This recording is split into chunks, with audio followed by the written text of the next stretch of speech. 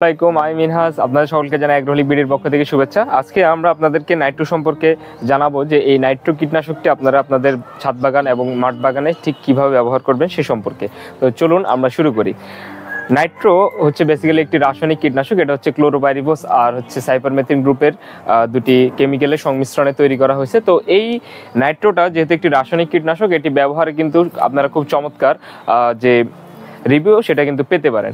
অর্থাৎ আপনারা এই নাইট্রো ব্যবহারের সাথে সাথে আপনাদের বাগানে যে মিলিবাগ থাকে, জাপ পোকা থাকে কিংবা লিফ মাইনার থাকে, সেই ধরনের পোকাগুলো কিন্তু চলে যাবে।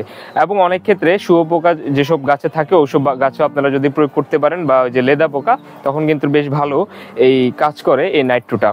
তো নাইট্রোটা আপনারা ঠিক কখন ব্যবহার করবেন?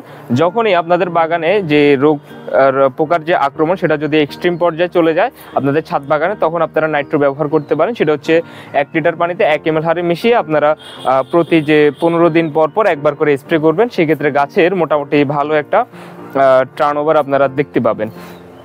এর পাশাপাশি আপনারা যারা মাঠ বাগানে বিভিন্ন ধরনের সবজি চাষ করেন, আলু চাষ করেন, কিংবা আপনারা যারা করলা, এরপরে আপনারা কুমড়া, লাউ এই ধরনের প্রোডাক্টগুলো চাষ করেন, ফুলকপি, পাতাকপি, কাঁচামরিচ, টমেটো, বেগুন, এই ধরনের সবজিগুলো যারাই চাষ করেন না কেন, সেখানে যদি আপনারা নিয়মিত প্রতি 15 দিন পর পর একবার যদি নাইট্রো ব্যবহার করেন, সেই ক্ষেত্রে গাছের রোগের যে আক্রমণটা, অর্থাৎ পোকামাকড়ের কারণে যে অবস্থাগুলো গাছের তৈরি হয়, সেটা কিন্তু মোটামুটি নিয়মের মধ্যেই থাকবে, শৃঙ্খলার মধ্যেই থাকবে।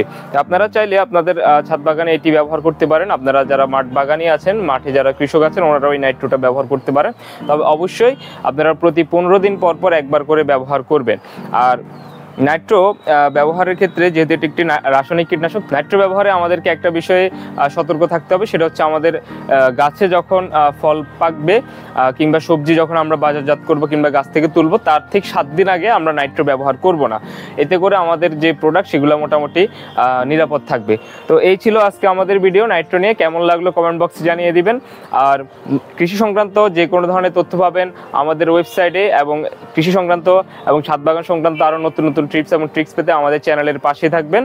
আর কৃষি সংক্রান্ত যে কোনো ধরনের পণ্য পাবেন আমাদের ওয়েবসাইটে, সেটা হচ্ছে www.agroholicbd.com। তো ধন্যবাদ সকলকে, ভালো থাকবেন, আল্লাহ হাফেজ।